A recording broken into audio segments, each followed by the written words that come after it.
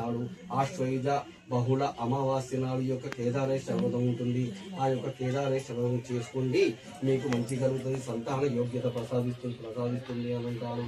అప్పుడు ఆ యొక్క బ్రాహ్మణ దంపతులు ఆ యొక్క జ్యోతిష పండితుని ఈ యొక్క కేదారేశ్వర వ్రతమునకు విధి విధానములు ఎట్లా ఏవలను చేసుకున్నారు.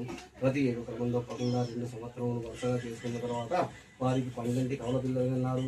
పెద్దమ్మాయి పేరు పుణ్యవతి అని, చిన్నమ్మాయి పేరు భాగ్యవతి అని పేరు పెట్టుకుని అల్లారు ముద్దుగా పెంచుకున్న సాయాలు వారు కనుక అది నదికి పెళ్లి వస్తుందిగా కోరాడు.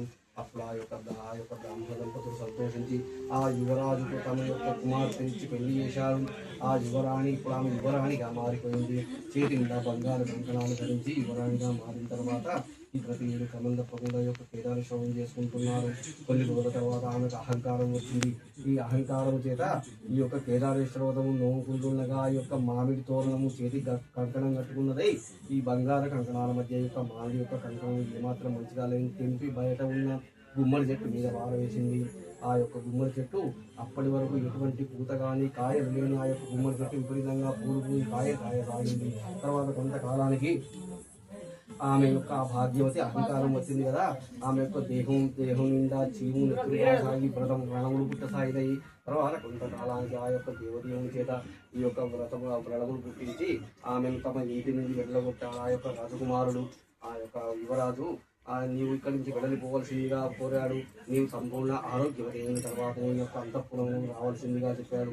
అప్పుడు ఆమె యొక్క తన దుస్థితికి దుఃఖించుతూ ఆ యొక్క దగ్గర ఉన్న అడవిలోనికి పోయి ఒక మునీశ్వరుల ఆశ్రమములో ఆశ్రయం ఇవ్వని కోరినది. వారు యువరాణి కదా అని ఆ యొక్క ఆశ్రమం ఇచ్చారు. ఆ యొక్క దేవుని యొక్క సేవలు చేసుకుంటూ క్రమం తప్పకుండా ఈ యొక్క పూజలు చేసుకుంటూ ఈ యొక్క కేదారేశ్వర వ్రతం నూనుకుంటూ ఆమె ఆ యొక్క మునీశ్వరుల సేవలు చేస్తూ ఉన్నది. కొన్ని రోజుల తర్వాత ఆ యొక్క దీపావళి వచ్చింది. ఆ యొక్క మునీశ్వరుల ఆశ్రమంలో యొక్క కేదారేశ్వర వ్రతం చేస్తున్నారు. ఈమె కూడా చాలా వరకు భక్తి శ్రద్ధలతో ఉండి సాయంత్రం వరకు ఉపవాస దీక్షతో ఉండి ఆ యొక్క కేదారేశ్వరం యొక్క తీర్థ ప్రసాదములు స్వీకరించినది.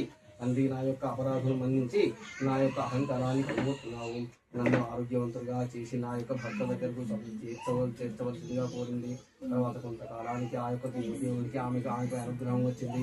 తర్వాత కొంతకాలానికి ఆ యొక్క భగవంతుని కృప చేత ఈ యొక్క యువరాజు అడవికి పోతూ ఆ యొక్క మునీశ్వరుల ఆశ్రమం మొదలుపెట్టారు. ఆ మునీశ్వరుల ఆశ్రమం చేసిన తర్వాత ఎప్పుడైతే